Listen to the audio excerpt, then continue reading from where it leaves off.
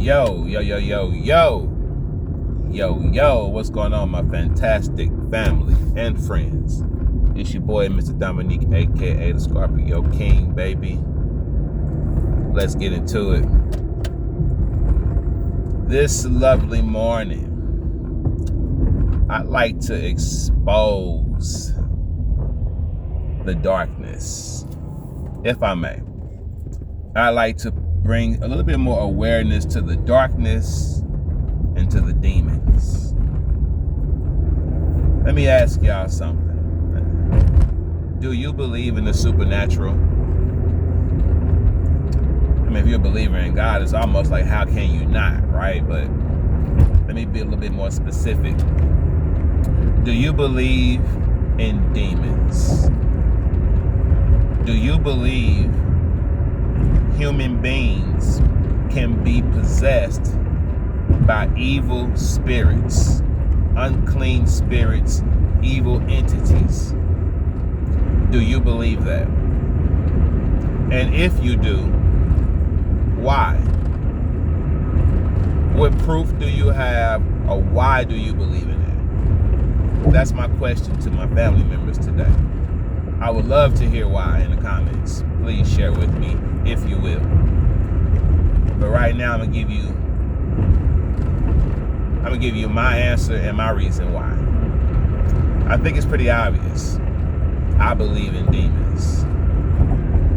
I believe in demons. I believe evil spirits, unclean spirits exist, and I believe they are capable of possessing the bodies of human beings and have them do things that are unspeakable, that are wrong, that are mean, manipulative, and deceiving. I can go back as far as when I was just a child, to be honest with you. I think most of us experience this when we're children, and they say when you're kids, you can see things, especially when you're at an age where you're not even able to explain it. The house we grew up in, I never forget it, because that's the childhood house. That was the childhood neighborhood, and you never forget all the kids you grew up with. And at the time, that was the house that I lived in. With all those outside memories of the house with my friends in the neighborhood, there was a certain house we lived in at the time that definitely had an evil, unclean spirit in it. So the way that house was made, you had the first floor, you had a basement, and then you went upstairs to what was considered to be the attic.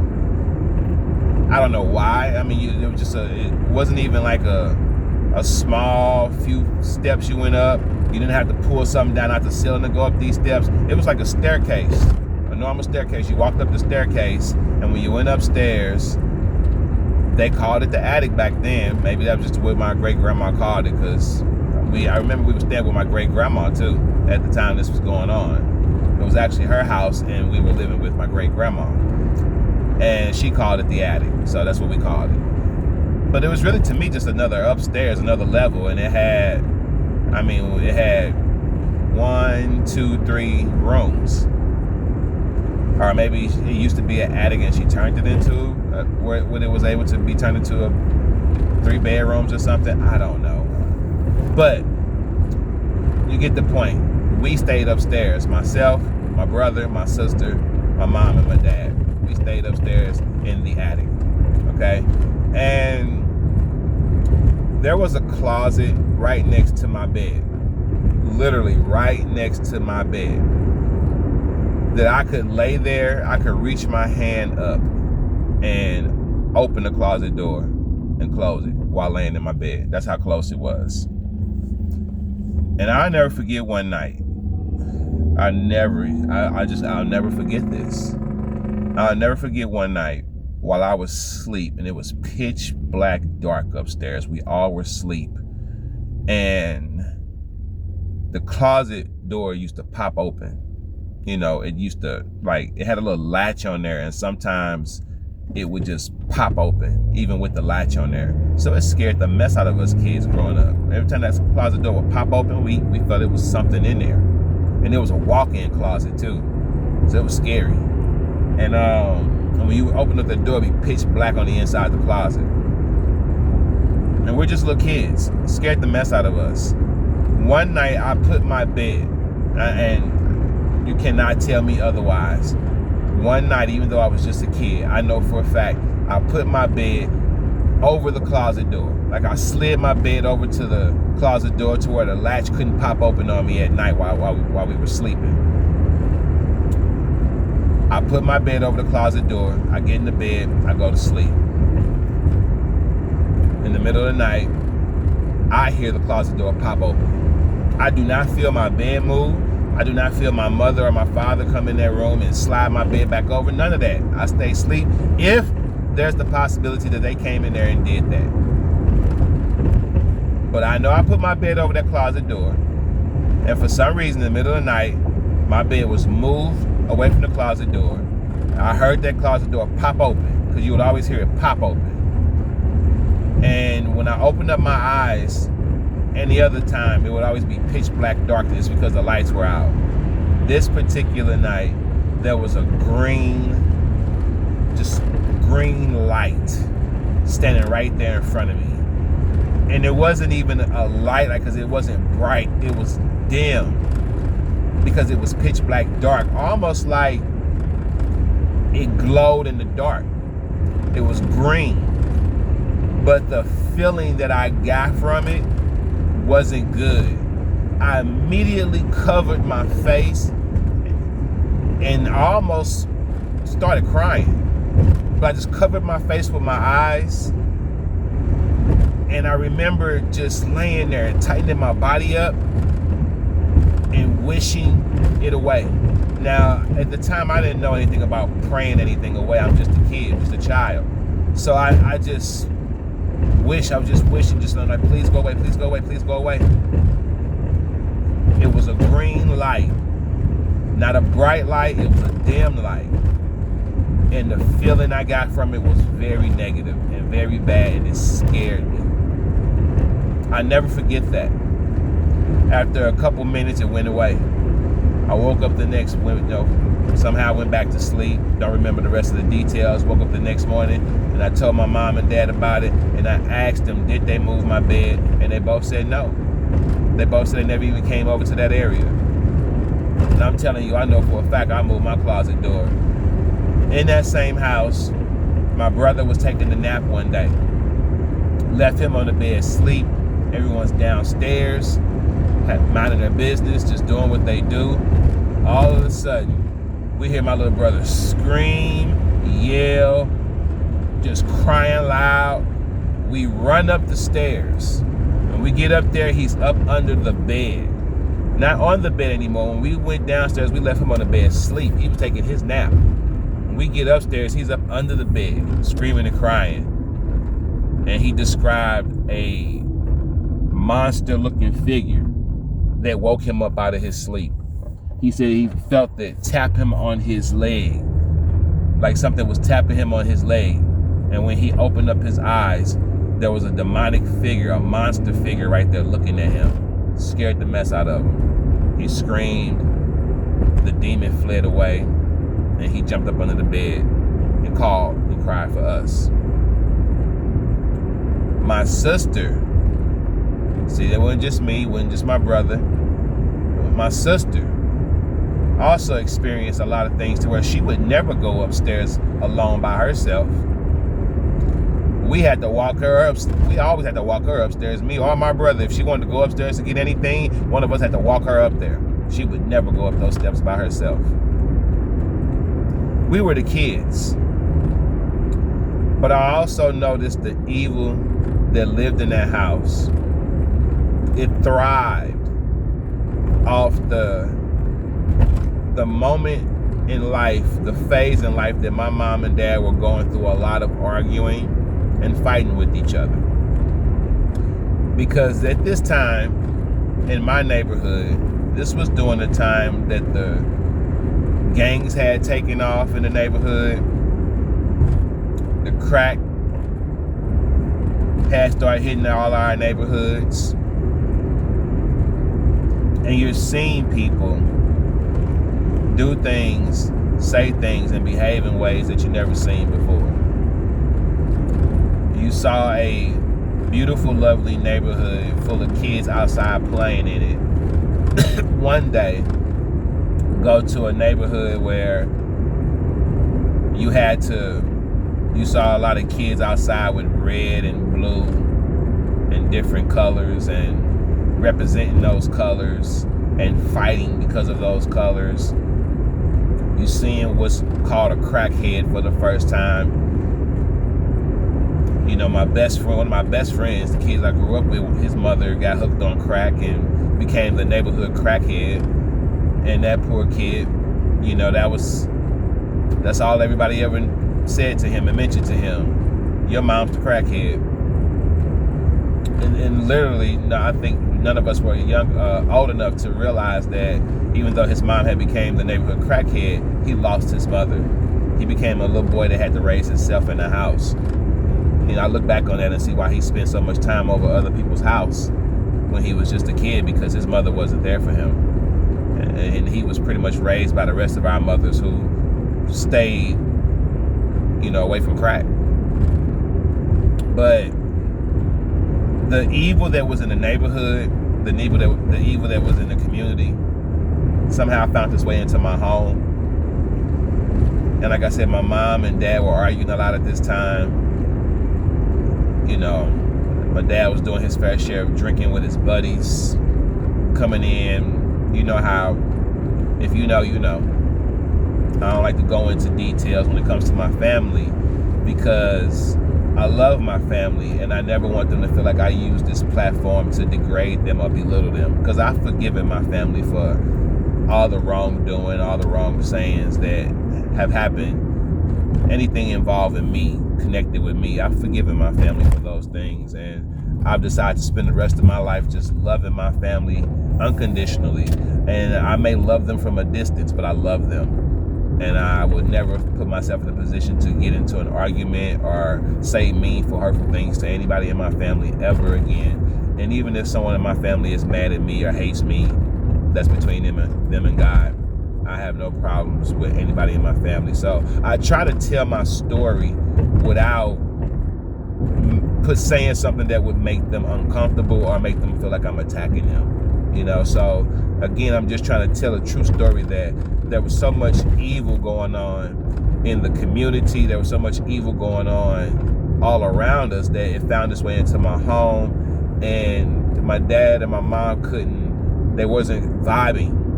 Like, they vibe now, but they wasn't vibing back then at that point in time. You know, so the demon was being fed. You know what I mean? Like, because when there's a demon in your home and there's any sort of negative energy in it from the human beings, you're taking your energy and you're feeding that demon, because those demons feed off negative energy. And that's my point, you know, is that I can look back at it and realize that there was just so much evil that demon was able to stay around in that house. And that demon stayed in that house until we moved out that house. That when we moved out that house, that demon was still there. So it was there before we got there, and it's probably still there now. And we were hunted by that thing our whole childhood. And let me tell you something. When I first moved over in that neighborhood, and I remember when that neighborhood was full of us kids just playing in it, before crack hit the neighborhoods, before gangs became mainstream and popularized all over TV and social media, when our neighborhood was full of just positivity and kids were just being kids and just playing, that demon did not show itself. That demon did not show itself.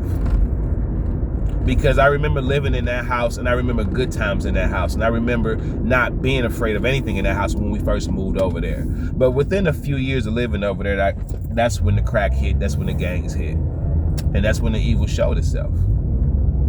So do I believe in the supernatural? Absolutely. I've experienced it. When I was in my 20s, I went to a party, and they all decided to play with a Ouija board. They did. I stepped outside. There was a balcony. They were in the living room playing on the Ouija board. I stepped outside on the balcony. I didn't leave the party, but But I stepped outside on the balcony while they played with that Ouija board. I don't mess around. I don't mess around with real evil, with true evil. I don't try to summon demons. I have no desire to. Why would you? They are real. I've seen people that were just outright evil.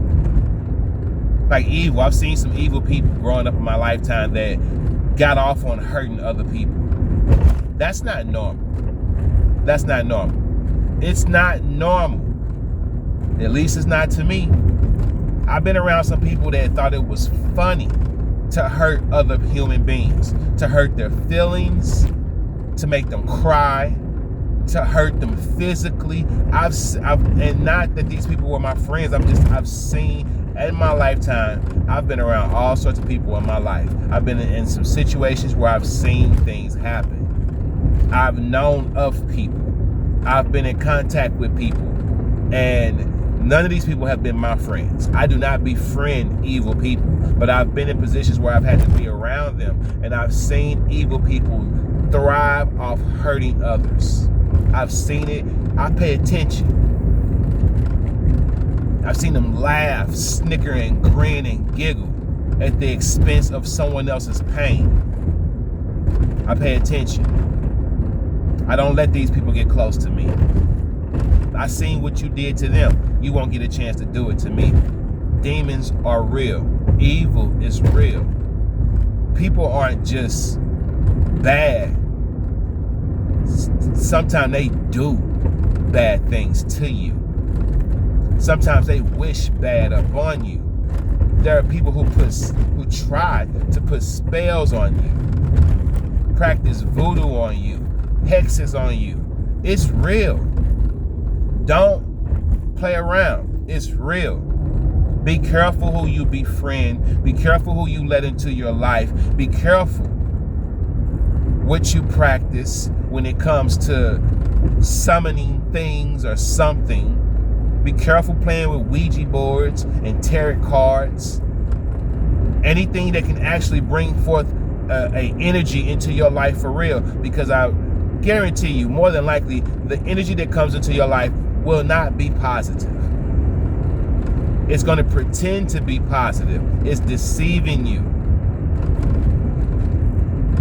The only thing that's down here right now in the supernatural that you can connect to, it's evil.